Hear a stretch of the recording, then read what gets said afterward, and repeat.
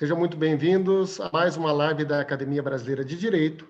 Eu sou Fábio Capilé, secretário-geral da Academia Brasileira de Direito e coordenador do sistema de lives da Academia.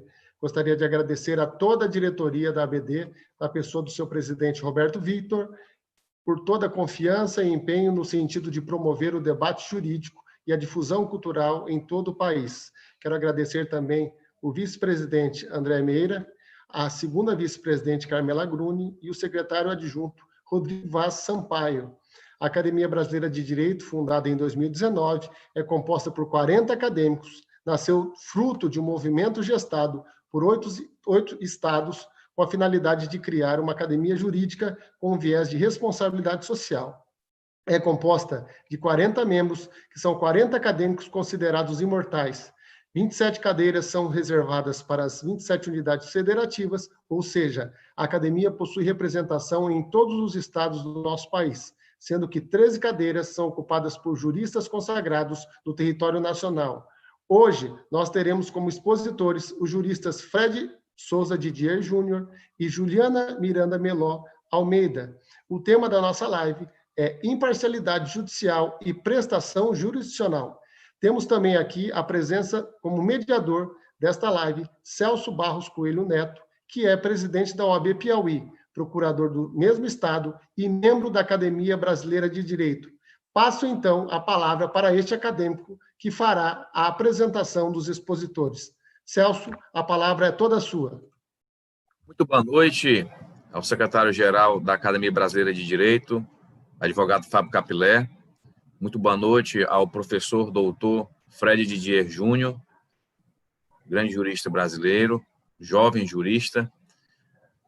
Muito boa noite à doutora Juliana Miranda Melo Almeida. E muito boa noite aos nossos espectadores nas redes sociais.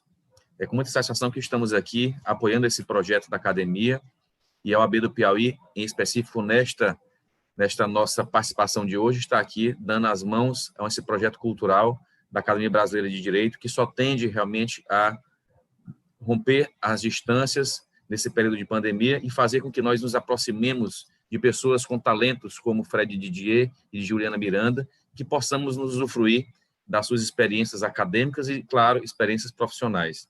Eu vou primeiramente apresentar a professora Juliana Miranda Melo Almeida, que depois irá discorrer sobre o tema.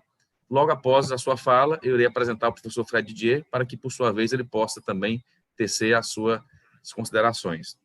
A doutora Juliana Miranda Melo Almeida, ela é bacharel em Direito pelo UniceuB, em Brasília, pós-graduada com especialização em Direito Público pela Faculdade de Projeção, em Brasília, MBA em Executivo em Direito, Gestão e Business Law pela FGV, Brasília. Tem experiência vasta junto ao Excelso Supremo Tribunal Federal, sendo assessora do gabinete da ministra Carmen Lúcia Antunes da Rocha, com larga experiência também junto ao Conselho Nacional de Justiça, e antes disso foi advogada por alguns anos e conheceu realmente como é a advocacia brasileira. Então, doutora Juliana, é com muita satisfação que eu passo a palavra para que Vossa Excelência possa nos brindar com a sua exposição. Boa noite a todos. Eu agradeço o convite do Dr. Fábio da Academia Brasileira de Direito para estar aqui hoje à noite com vocês. O tema é instigante. Quando recebi o convite, me sinto honrada, né, de dividir hoje a live com o professor Fred Didier, de quem sou fã. Estudo muitos livros, então fico muito, muito feliz em poder dividir esse espaço. E recebendo o tema, né, para falar sobre prestação jurisdicional. Tem alguma coisa errada? Para falar sobre prestação jurisdicional, o que me chamou a atenção e o que me fez, nesse momento particular em que estamos vivendo, né, de pandemia e de como estamos enfrentando como sociedade todos esse risco de continuar do contágio e esses riscos, né, para a saúde iminente, várias cidades, vários estados em lockdown, e a gente viu a iniciativa do Conselho Nacional de Justiça, né, com uma resolução trazendo um regime de plantão extraordinário para que o Poder Judiciário pudesse continuar atuando, né, continuar presente e fazer parte desse movimento de luta contra o coronavírus, contra essa pandemia. Então, o tema, a reflexão que eu gostaria de trazer hoje é essa nova forma de prestação jurisdicional, né? Se isso é algo que agora vai ser, nesse momento, utilizado, depois, né, da pandemia, a gente vai continuar convivendo com videoconferências, com julgamentos por videoconferência, julgamentos virtuais, né? No Supremo Tribunal Federal, isso já era utilizado antes, né, da pandemia, mas agora, nesse momento, a gente está tendo um crescimento desses julgamentos virtuais. O próprio Supremo, em sessão administrativa, ampliou a competência, né, do plenário virtual, e agora praticamente todas as matérias são julgadas virtualmente pelos ministros, são apreciadas virtualmente. A Ordem dos Advogados atuou de forma assim, extremamente relevante para aperfeiçoar esse mecanismo, né, tecnológico que vinha sendo utilizado. Hoje a gente já tem sustentação oral por meio da videoconferência, a possibilidade de levantar questões de fato. Então, assim, é um mecanismo que, antes da pandemia, era usado de forma com alguma resistência, e que agora, nesse momento, a gente não teve alternativa a não ser lidar com ele, e com essa necessidade, todos os atores essenciais para esse aperfeiçoamento desse mecanismo atuaram, e eu vejo significativa melhora, significativo aperfeiçoamento com essa possibilidade da sustentação oral. A gente tinha também uma possibilidade de um voto de um ministro que, ainda que não se manifestasse, acompanhava o relator, o voto do relator, que agora foi recentemente, né, na sessão administrativa que terminou no dia 1º de julho, modificado, né? Quer dizer, se o ministro, naquele prazo que ele tem para votar, não votar, vai ser constado a abstenção dele, né? E se não atingindo o quórum regimental para julgar, esse processo volta novamente numa sessão virtual. Então, esse é o tema que eu proponho hoje para conversarmos, né? Eu sei que ele ainda precisa ser aperfeiçoado, né? Essa tecnologia toda, e que talvez nem todos os processos, nem todos os julgamentos possam ser feitos de forma virtual mesmo, ou por videoconferência. Existem limitações.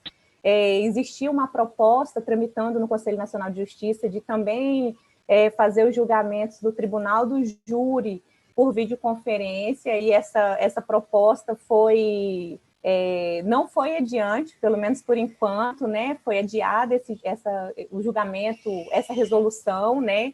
E eu penso que no Tribunal do Júri realmente é uma questão muito delicada, né? O que nós temos até hoje de aperfeiçoamento talvez não comporte ainda um julgamento como o do Tribunal de Júri, mas vejo com bons olhos. Isso me lembra, e o professor Fred talvez Didier até fale melhor sobre esse tema que eu. Isso me lembra na época da graduação, quando eu era estudante, e houve a reforma do CPC antigo, né, ampliando os poderes do artigo 557, né, na época, dando os poderes para o relator decidir monocraticamente.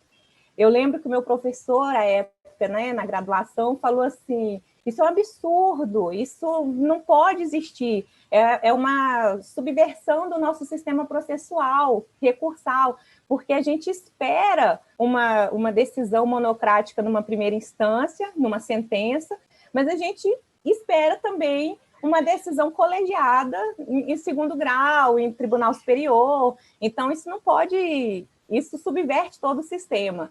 E nessa mesma época, ainda na graduação, eu fui fazer estágio no Supremo Tribunal Federal, no gabinete do ministro Nelson Jobim, né, que depois eu fui convidada a ser assessora depois desse estágio, quando formei, e eu pude perceber que, na prática, a ampliação dos poderes do relator no artigo 557 foi algo que fazia muito sentido, né, na realidade jurisdicional do Supremo Tribunal Federal. Era uma outra época, o acesso à informação era muito mais difícil, mas a gente recebia e perdia muito tempo analisando recursos, às vezes até sem procuração, sem peças, né? Embora as peças estivessem dispostas também no Código de Processo Civil de 73.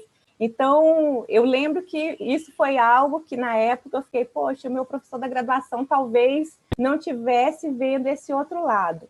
E trazendo, eu fiz toda essa comparação para dizer que talvez hoje nós tenhamos que conviver com mais naturalidade com julgamentos virtuais, né? O processo já é eletrônico, com o PJE e todo esse investimento que tem sido feito, né, nesses sistemas que recebem críticas, e as críticas são necessárias mesmo até para aperfeiçoar, e, bom, ainda não atendem com perfeição, e quiçá um dia, né, vão atender com essa perfeição que a gente gostaria, mas que esses novos métodos de prestação jurisdicional, eles são necessários, e talvez essa pandemia tenha jogado uma luz, né, tenha feito a gente refletir mais sobre essas possibilidades. Né? E essa era a reflexão que eu gostaria de trazer e depois conversar tanto com os colegas quanto, né, com os espectadores.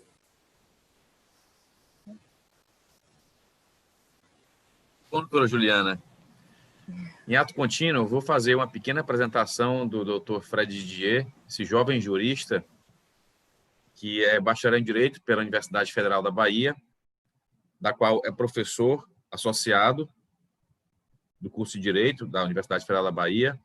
O professor Didier é mestre em Direito pela Universidade Federal da Bahia, doutorado em Direito pela PUC de São Paulo, pós-doutoramento em Direito pela Universidade de Lisboa e livre docência em Direito Processual pela USP, Universidade de São Paulo, com o título sobre a Teoria Geral do Processo. O professor Didier é da Academia de Letras Jurídicas da Bahia, advogado com escritório profissional, com atuação em vários estados do Brasil, autor de inúmeros livros jurídicos, de obras jurídicas, de artigos e publicações no Brasil, e também palestrante e conferencista em várias partes também do nosso país.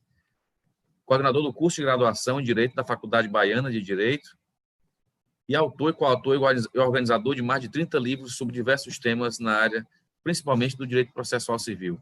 Então, professor Fred Didier, esse ilustre baiano, nordestino, o nosso abraço, e, por favor, passa a palavra a Vossa Excelência. Boa noite, Fábio, boa noite, Juliana, boa noite, Celso. Prazer estar com vocês aqui nesse evento da Academia Brasileira de Direito. É o primeiro evento da academia de que eu participo. Eu tenho muito orgulho de ser membro dessa academia, ter sido escolhido pelos organizadores para ocupar a cadeira da Bahia, poder ter escolhido o patrono da minha cadeira, que é o meu mestre, Calmon de Passos. Inclusive, hoje e amanhã está acontecendo um congresso em homenagem ao centenário do professor Calmon de Passos, congresso eletrônico, promovido pela Associação Norte-Nordeste de Professores de Processo. Está acontecendo agora, está tendo um painel noturno nesse momento. E o professor Calmon é o patrono da cadeira que eu ocupo na Academia Brasileira de Direito. Então, muito obrigado pelo convite. Saudar meu amigo Roberto, que não está aqui, que é o nosso presidente, mas fica a saudação a ele também. Vamos lá. Eu vou falar sobre imparcialidade. Imparcialidade, que é um tema que foi, durante muito tempo, um pouco ignorado pela doutrina. A doutrina brasileira não se preocupou durante muito tempo em estudar a imparcialidade, se limitando a examinar as hipóteses dos códigos de processo que cuidam da suspeição e do impedimento. Então, você fazia a glosa lá das hipóteses de suspeição e impedimento, E dizer que a imparcialidade é uma garantia constitucional decorrente do juiz natural, sem maior desdobramento, sem maior reflexão sobre isso. De um tempo para cá, esse tema apareceu, pelas mais variadas razões. Uma tese que já tem os seus 3 anos, que é a tese do professor Eduardo José da Fonseca Costa, juiz federal, um livro que acabou virando o livro Levando a Imparcialidade a Sério, que é a tese de doutorado dele, em que ele traz a imparcialidade para o centro do debate, examinando pela perspectiva da psicologia comportamental e da economia. Então, ele coloca a imparcialidade, estuda a imparcialidade a partir da economia e da psicologia comportamentais. Faz uma muito boa contribuição a partir dos vieses, né? De que modo os vieses podem contaminar a imparcialidade do juiz. É um livro recente e que acrescenta ao debate sobre a imparcialidade esses 2 elementos novos. Você trazer o raciocínio econômico e o raciocínio psicológico. Claro que não é economia comportamental, é psicologia comportamental, se valendo daquelas ideias que ganharam até o Prêmio Nobel de Economia, que são as ideias do psicólogo Kahneman, Daniel Kahneman. Kahneman escreveu aquele livro Rápido e Devagar, que a gente tem até em português, que tenta explicar a decisão, de que modo os vieses contaminam a decisão. Muito bom o livro. Só que não é essa abordagem que eu quero fazer aqui. Essa abordagem é uma abordagem com outros influxos de conhecimento, né, os influxos metodológicos da economia e da psicologia. Eu quero abordar aqui questões dogmáticas novas sobre a imparcialidade. Questões dogmáticas novas, que merecem, para mim, uma reflexão. A primeira delas é a seguinte: vou falar de algumas, não vou dar tempo de falar de todas. A primeira delas é compreender que existe um dever geral de imparcialidade. O dever geral de imparcialidade significa que não basta que o juiz se reconheça impedido ou suspeito nos casos que a lei apresenta. Normalmente se coloca assim: o dever do juiz é o dever de, diante das hipóteses de suspeição e impedimento, ele se reconhecer impedido suspeito e se afastar. Não é apenas isso. Há um dever geral de que esse dever é um exemplo, mas há outros deveres. E a percepção de que há outros deveres é muito importante. Isso é muito importante para a gente poder compreender o status dogmático da imparcialidade. Não é por acaso que o CNJ, há muitos anos, salvo engano, em 2008, editou uma resolução, portanto, norma, que institui no Brasil o Código de Ética Judicial. O Código de Ética Judicial é um conjunto de normas provenientes do Conselho Nacional de Justiça que disciplinam a atuação, digamos assim, a integridade dos juízes brasileiros. E a gente vai encontrar lá uma série de deveres, como, por exemplo, os deveres de aparentar imparcialidade, de se comportar de uma maneira e que as partes não vejam nesse comportamento uma atuação parcial. E esses deveres são deveres que se desdobram do dever geral de imparcialidade. Porque não basta dizer que o juiz tem que se reconhecer suspeito e impedido. Não basta isso para poder ele cumprir o dever de imparcialidade.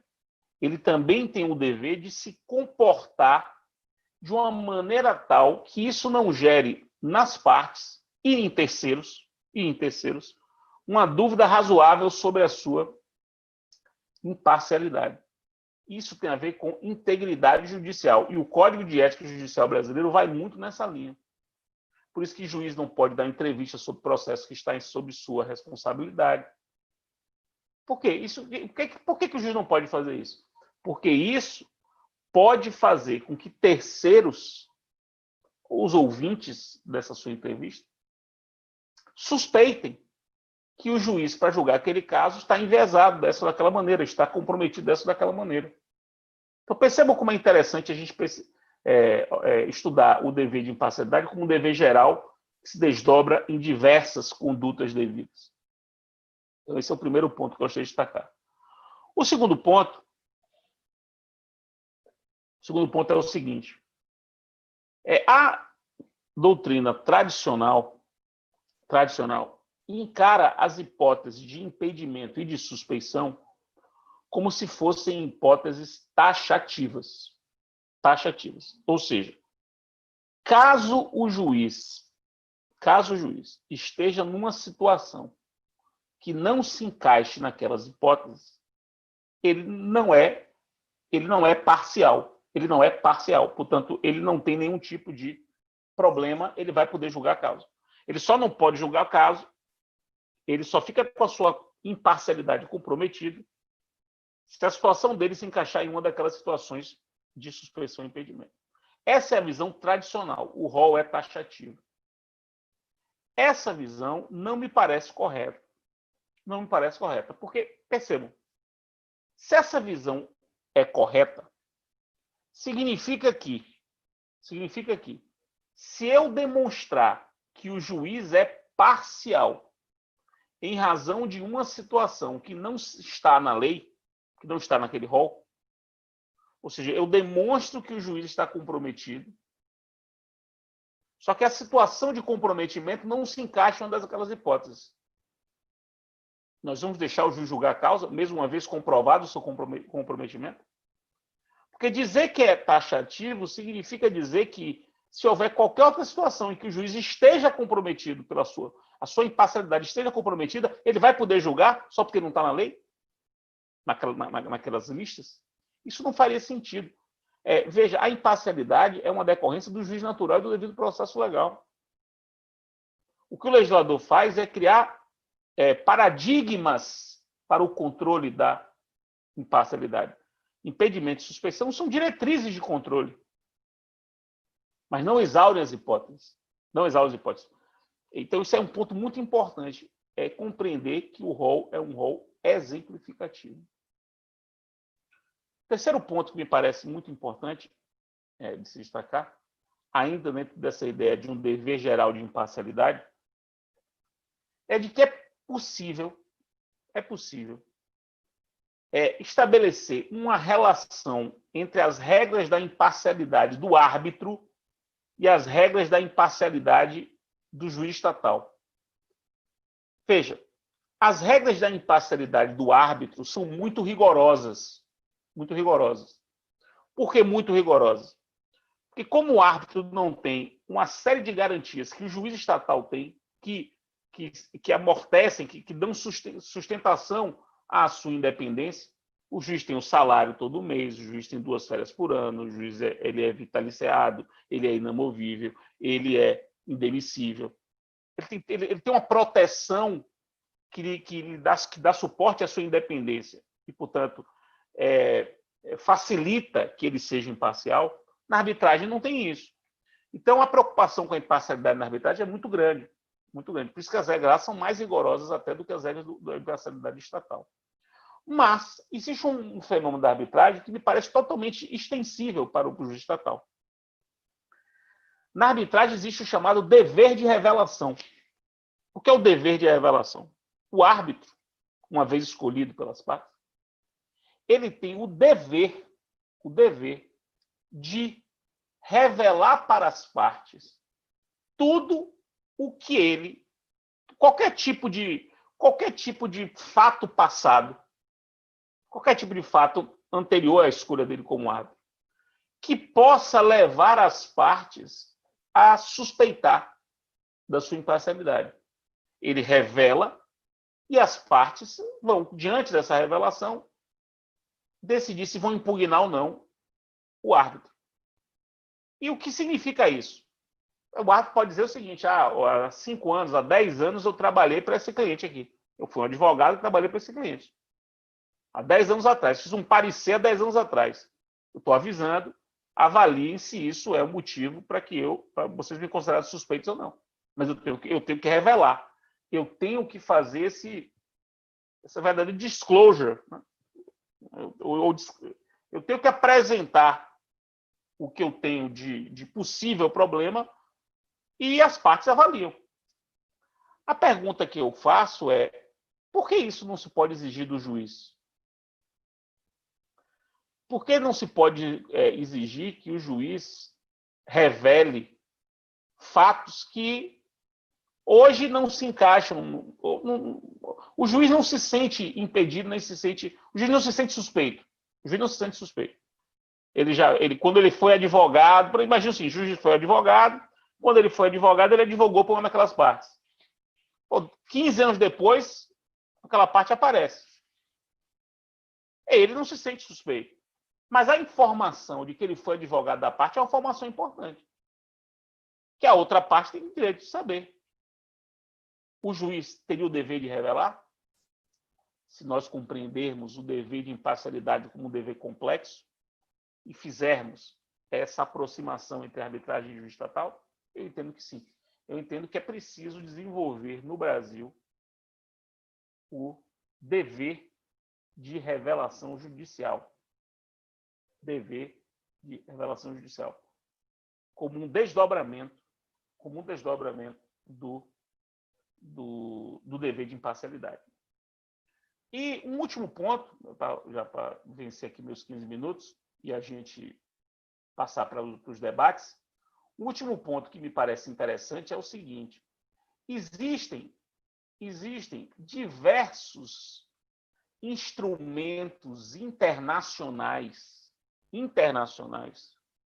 que consolidam boas práticas de integridade judicial. Esses instrumentos, inclusive, foram os instrumentos que inspiraram o nosso Código de Ética Judicial, que eu mencionei no início da minha exposição. O Código de Ética Judicial brasileiro foi inspirado em instrumentos internacionais que consolidam boas práticas de integridade judicial. Quero me referir a dois. Os chamados princípios de Bangalore, que é uma cidade na Índia. Esses princípios estão consolidados. Os princípios de Bangalore foram o resultado de uma atuação da ONU, de um grupo de trabalho da ONU, que consolidou, nesses princípios de Bangalore, boas práticas mundiais de integridade. É um documento incrível, incrível. Tem em português, inclusive tem em português anotado, anotações sobre os princípios, para a gente compreender. Incrível. E também existe o Código Modelo de Ética Judicial para a Iberoamérica, que foi produzido pelas cúpulas dos poderes judiciários, que se reuniram numa cúpula dos poderes judiciários e designaram uma comissão que produziu um código de modelo de ética judicial. Esse código modelo de ética judicial ibero-americano, ele foi inspirado nos princípios de Bangalore. E pegou os princípios de Bangalore da ONU, trouxe para o Código de Ética Judicial Ibero-Americano e adaptou à realidade ibero-americana. E o CNJ criou o nosso Código de Ética, adaptando à realidade brasileira. Então, você tem 3 camadas aí. As 2 primeiras camadas são camadas de instrumentos internacionais que não são normativos. Eles não são normativos, eles são soft law. Não são normativos. Mas inspiraram a nossa norma, que é o nosso Código de Ética Judicial. E por que eu estou falando isso?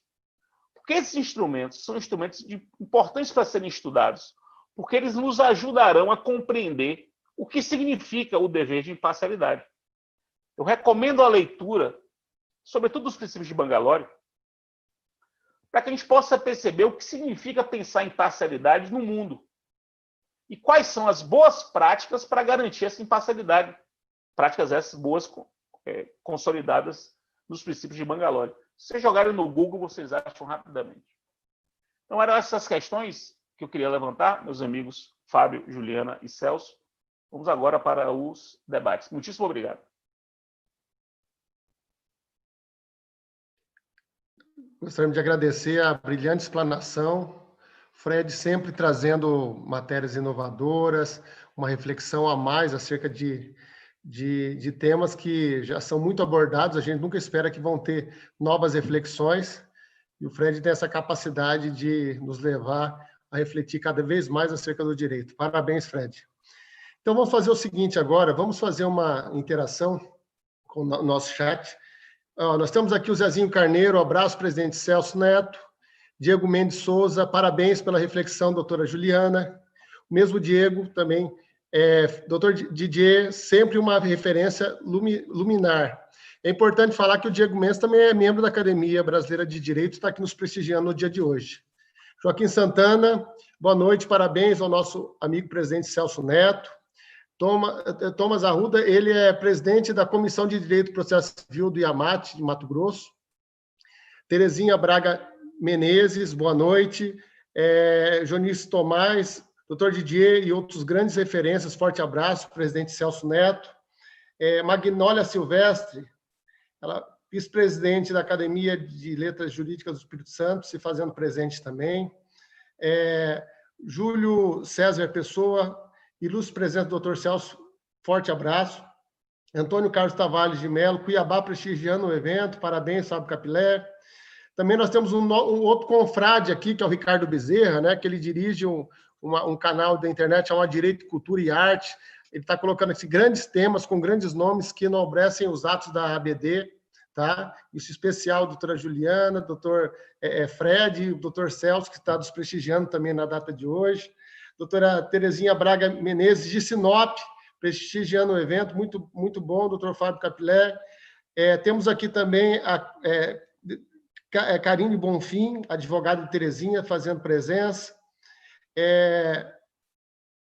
Temos aqui temos uma pergunta do Ricardo Bezerra, que depois nós vamos voltar nela, né? Boa noite, advogada Jocely Muniz, doutora Rita Leixes, também de Mato Grosso, parabéns à organização pelo relevante evento. Doutora Rita, que é uma esplêndida advogada na área, principalmente de direito do consumidor. Doutora Luzinete Barros, boa noite a todos, em especial ao nosso presidente Celso Barros. E da OAB Piauí, a Fernanda Amaral, seccional Piauí, prestigiando a live, doutor Celso Bastos. Aurélio Lobão, para terminar. Parabéns pela excelente live, abraço ao presidente Celso, professor Fred Didier, doutor Fábio e doutora Juliana. Então, vamos passar aqui. Primeiramente, vou passar a palavra para o doutor Celso Barros, para que ele possa elaborar uma pergunta, dirigir a um dos expositores, para que a gente possa já obter a resposta. Depois nós retornamos no chat e também retornamos elaborando novas perguntas. Bem, eu vou dar uma provocada aqui ao professor Fred Didier, com relação à imparcialidade, né, professor Fred? Professor Fred, em especial, hoje no Supremo Tribunal Federal, eu tenho dito muito isso aqui nas nossas conversas, nossos diálogos, que os ministros do Supremo Tribunal Federal são mais conhecidos hoje do que os jogadores da seleção brasileira de futebol, né?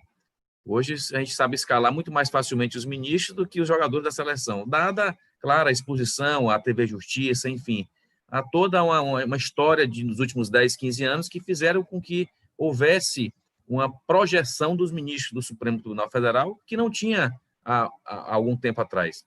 Então, meu primeiro questionamento, professor, o senhor acha que a formatação do modelo existente hoje de preenchimento das vagas do Supremo Tribunal Federal acaba por colocar em xeque, de certa forma, a parcialidade ou imparcialidade de um magistrado do Supremo Tribunal Federal, por rotular a sua imagem a um governo sobre o qual ele foi nomeado? No caso, todos os que estão lá foram nomeados, obviamente, por governos, né? Abstraindo-se as questões de quem os nomeou. Mas isso não estaria, de certa forma, maculando um pouco esse princípio da imparcialidade, a ponto de, por exemplo, se tornar em pauta um julgamento sobre o interesse de um governo ou não que ele foi nomeado? E um segundo momento, professor, aproveitando já o ensejo, o juiz das garantias teria essa intenção, o juiz das garantias, de proteger mais o princípio da imparcialidade da justiça, que é uma das justificativas que a gente viu da instalação do juiz das garantias, que foi prorrogada pelo próprio CNJ, seria justamente preservar a imparcialidade do juiz que fosse julgar aquele caso, né? Então, seria isso, a questão da composição dos ministros e a questão do juiz das garantias. Vamos lá, vamos começar pela segunda, que é mais fácil. Sem dúvida, o juiz de garantias, ele é claramente uma técnica desenvolvida a partir dos estudos de psicologia comportamental e economia comportamental. A partir disso, desses estudos, se desenvolveu essa técnica de você afastar, de você criar o juiz da garantia para poder separar um juiz de controle e o juiz do julgamento. Inclusive, o pacote anticrime que foi aprovado, ele também trouxe a figura desse juiz de controle. Depois até o Supremo suspendeu com um voto por decisão do ministro Fux, salvo engano, suspendeu.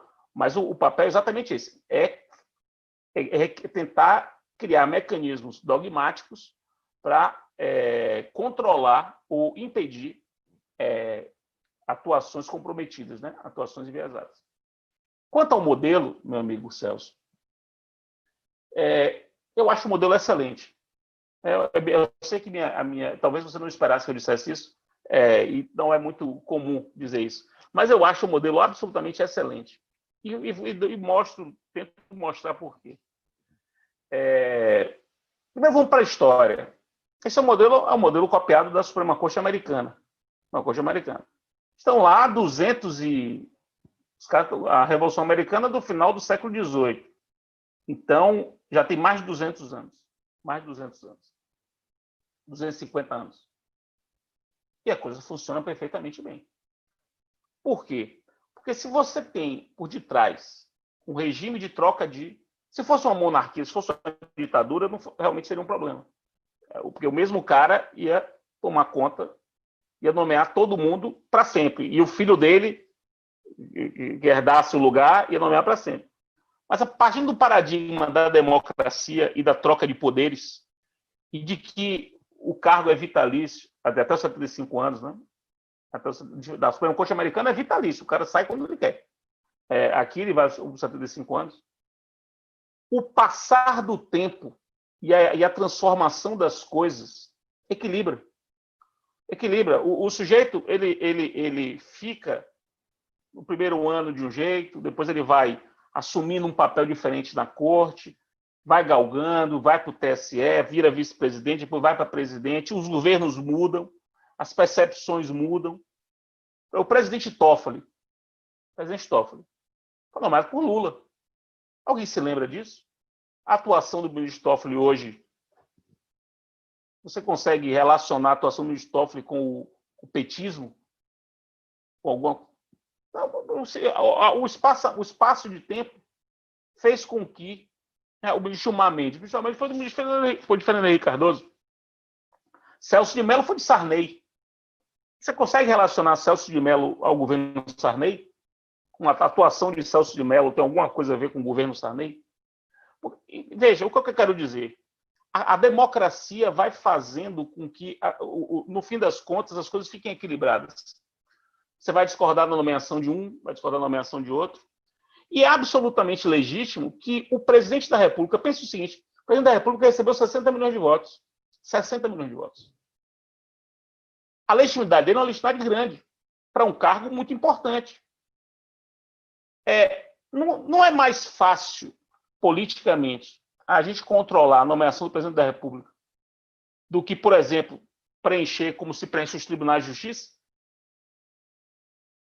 Vai ser uma eleição dentro das classes da magistratura? Vai ser uma eleição na classe da OAB? Como é que seria? O contrário disso, o outro modelo seria qual? Porque eu já vi vários modelos sendo propostos. Os juízes vão escolher. O Ministério Público vai fazer uma votação. Aí os 1.500 procuradores da República têm mais legitimidade para escolher do que o presidente da República, com o nome escolhido por ele, com responsabilidade política, responsabilidade eleitoral, submetido ao controle do Senado. Esse sistema ele é menos controlável do que uma eleição interna por escolhidos, só as pessoas formadas em direito ou advogados vão poder votar, porque só eles sabem quem tem reputação ilibada ou alto conhecimento jurídico. Não, isso não funciona. Não funciona. E vamos olhar para a história. Vamos olhar. 150 anos de Supremo. Quantos foram os ministros escolhidos que você disse assim: rapaz, esse ministro aí foi uma desgraça. Um erro grosseiro. um erro grosseiro, uma coisa horrorosa que passou pelo Supremo. Não foram muitos. Não foram muitos. Você pode discordar de um. Pô, isso aqui realmente foi uma aberração. Mas na história isso corresponde a quanto? Eu dou um exemplo de Lula. Lula nomeou 8 ministros do Supremo. 8. Peluso, Joaquim Barbosa, Carlos Aires, Eros Grau, Carmen Lúcia, o falecido Menezes Direito. Algum deles poderia ter sido escolhido por qualquer outro presidente? Peluso era um nome que poderia ter sido por qualquer presidente. Carlos Aires por qualquer presidente. Carmen Lúcia por qualquer presidente. Carmen Lúcia era um nome que se cogitava por qualquer presidente. Qualquer um que chegasse poderia nomear Carmen Lúcia. Qualquer um que chegasse poderia nomear Menezes Direito. Qualquer um. Era os Grau, os maiores juristas do Brasil. Aí, então, Alexandre de Moraes, nomeado por Temer, um enorme constitucionalista, pessoa que tem doutorado, livre docência, professor, já foi advogado, foi promotor de justiça, foi secretário de justiça, foi ministro de Estado, foi AGU. Então, no fim das contas, e com o passar do tempo, e evidentemente, partindo do paradigma da democracia, que haverá troca de poderes, haverá eleições, eu acho um bom modelo. O que a gente tem que fazer é educar as pessoas para compreender que quem escolhe um presidente escolhe também o futuro ministro supremo. Isso tem que ser pauta de campanha eleitoral, como é nos Estados Unidos. Nos Estados Unidos isso é muito sério. Lá as pessoas sabem quem são os ministros e ficam contando. Aí eu vou eleger um republicano para ver se equilibra a corte. Porque a sociedade vai se equilibrando assim. E veja que Trump ele escolheu ministros conservadores e perdeu agora na questão do aborto. E perdeu com o voto do ministro que ele havia escolhido. Que era um ministro moderado. Chegou lá, foi convencido pelo colegiado. É do jogo. No fim das contas, eu acho um bom modelo.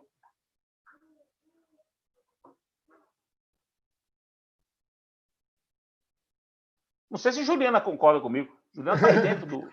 Olha, da confusão. Então vamos voltar aqui ao chat, que o chat está bem, o pessoal está bem ativo aqui no chat, né? Só para colocar uma reflexão aqui do Ricardo Bezerra, que coloca que o dever de revelar do juiz é uma questão natural quando o magistrado declara sua imparcialidade mediante seu caráter, né? Ele colocou isso, essa observação. E é o seguinte, nós temos aqui, ó, eu acho que para economizar tempo, eu vou fazer um desafio aqui ao nosso Fred Didier. Nós temos 4 perguntas aqui dirigidas. Então, eu vou fazer as 4 já, com base na sua resposta, ele vai desenvolvendo e já responde todas, no caso. Ó, o Antônio Carlos Tavares de Mello, ele pergunta, quando o magistrado opina sobre um tema que depois é instado a julgar, é possível alegar sua imparcialidade ao argumento de que já tem opinião formada? É a primeira. A Fernanda Amaral, na verdade, a Joyce Tomás, ela fala, decisões teratológicas podem ser o fundamento para uma suspeição? Capelé, é melhor fazer bate-pronto, porque senão eu não vou conseguir decorar as 4. Então, manda abraço. Vai nessas 2, então, aí. Depois a gente segue nas outras 2. O entendimento é de que o pensamento doutrinário emitido pelo juiz não compromete a sua imparcialidade. É um entendimento bastante consagrado. Foi escrito doutrinariamente, na condição de jurista, e muitos juízes são juristas, não comprometeria. Quanto a decisões teratogênicas, né, eu gosto de falar teratogênica, eu não falo teratológica, eu sou estranho por isso. Porque se a gente pensar bem, a teratologia é o estudo do teratus, né? O teratus é a monstruosidade. E a teratogenia é a monstruosidade. Então, eu chamo de decisões teratogênicas. A decisão teratogênica pode ser um indício de suspeição. Ela, por si só, não levaria à suspeição. Mas pode ser um indício. Se você junta com outros indícios, outros comportamentos, formando uma espécie de mosaico, de um quebra-cabeça, que você vai juntando as peças e aparece a suspeição, a teratogenia pode ser uma dessas peças.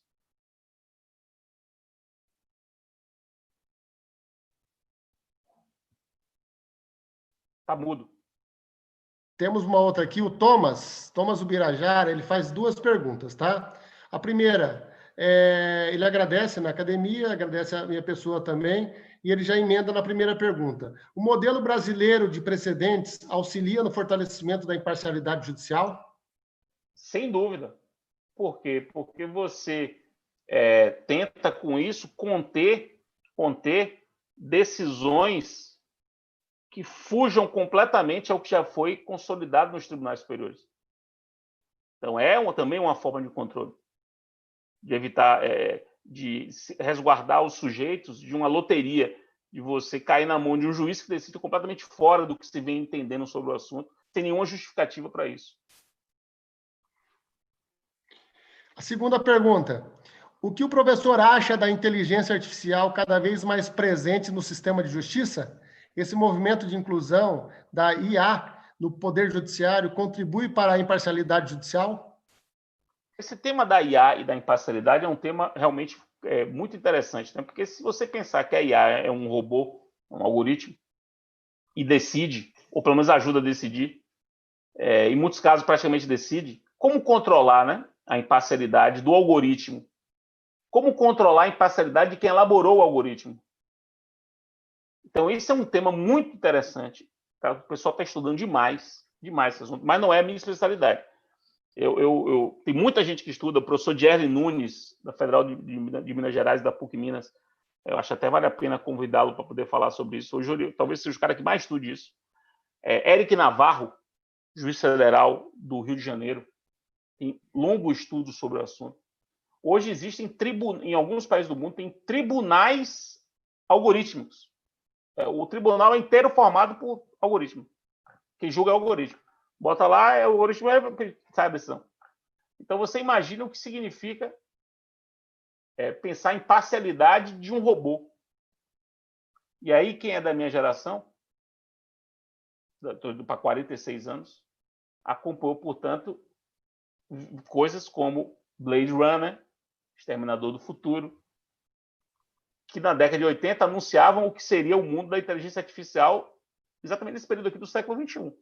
As coisas estão acontecendo. Aquilo que a gente imaginava que era ficção científica está acontecendo. A Ana Lourdes Miranda está mandando um abraço para a doutora Juliana Miranda. O Marivaldo Macedo, doutores, uma boa palestra. O que os senhores e a senhora acham sobre as constantes interferências do STF nos outros poderes, o ativismo judicial? Marivaldo Macedo, OAB Piauí.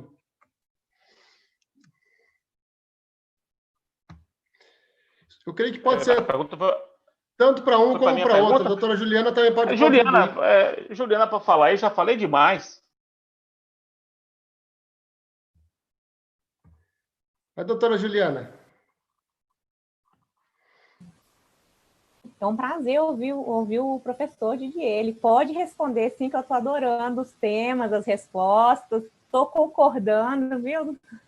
Já que o professor perguntou, minha humilde opinião, concordo plenamente que o tempo dissemina qualquer possibilidade, né, de algum ministro nomeado por determinado governo ser mais para um lado do que para o outro. Então, até pegando o gancho, a gente vê que o presidente Lula nomeou vários ministros e ainda assim, né, a gente teve a ação penal 470 com toda aquela repercussão, né, atingindo várias pessoas do governo na época. Então, a gente vê que existe ali, na hora do julgamento do colegiado, existe um compromisso dos ministros com o direito, com a Constituição. Eu esqueci a pergunta, fui falar outras coisas aí. O que os senhores, deixa eu ver como é que está a minha... Ativismo judicial, não é isso? O ativismo judicial na interferência dos outros poderes. Bom, o Poder Judiciário, o Supremo Tribunal Federal, ele atua quando acionado, né? A gente viu agora, nesse período da pandemia, algumas ações que suscitaram esse tipo de crítica, mas, de toda forma, ele não agiu de ofício, né? Ele foi acionado, a Constituição traz o equilíbrio dos três poderes, né? E, assim, é algo a se buscar mesmo, mas eu acredito que quando um dos poderes está tendo que atuar um pouco mais, é porque não existe vácuo de poder e algum outro poder está deixando de agir, está se omitindo de alguma forma, né? Então, eu não concordo que exista esse ativismo. Eu penso que o Supremo tem agido quando acionado a assim atuar. Não sei se o professor Didier vai concordar, né? Em relação a esse caso, eu prefiro não me manifestar, porque eu não sei se eu vou ter que, daqui a pouco eu tenho que atuar nesse caso, então eu prefiro fazer reserva de consciência. Maravilha. Então, doutor Celso Barros, eu queria saber se tem mais alguma complementação para fazer, alguma pergunta, porque se eventualmente Fábio, não tiver... absolutamente. Vamos A gente passa, então a gente passa já para as considerações, primeiramente da doutora Juliana, para as considerações finais, os agradecimentos, e em seguida o professor Fred Didier também, para fazer as considerações finais, para que a gente possa seguir aí para o fechamento, né, também com a palavra do confrade Celso Barros, e é para aí a gente dar as palavras finais da live nesse caso. Doutora Juliana. Certo. Foi ótimo esse período aqui, né, de live com vocês. Eu até tinha uma pergunta para o professor Didier, que eu vou reservar, né, ele já foi bombardeado de perguntas, mas depois eu encaminho a minha pergunta sobre o tema também da imparcialidade, que foi muito interessante. E nas minhas considerações finais, o que eu queria registrar é justamente essa necessidade de que nós continuemos colaborando, né, a sociedade civil, a ordem, todos os atores que são essenciais à justiça, para aperfeiçoar os julgamentos virtuais por videoconferência, porque eu acredito que agora ele vai ser uma realidade, né? Mesmo passando a pandemia, ele foi ainda que por um período curto, ele se mostrou eficiente, talvez possa avançar em algumas outras áreas também, né? Em algumas outras áreas também. Então, as minhas considerações finais seriam nesse sentido. Eu gostaria de agradecer a oportunidade, né? A Academia Brasileira de Direito sempre aí trazendo temas instigantes e que a gente possa aprender mais e, de alguma forma, né, dentro das nossas próprias limitações, contribuir para um debate também na área jurídica. É isso, boa noite, obrigada.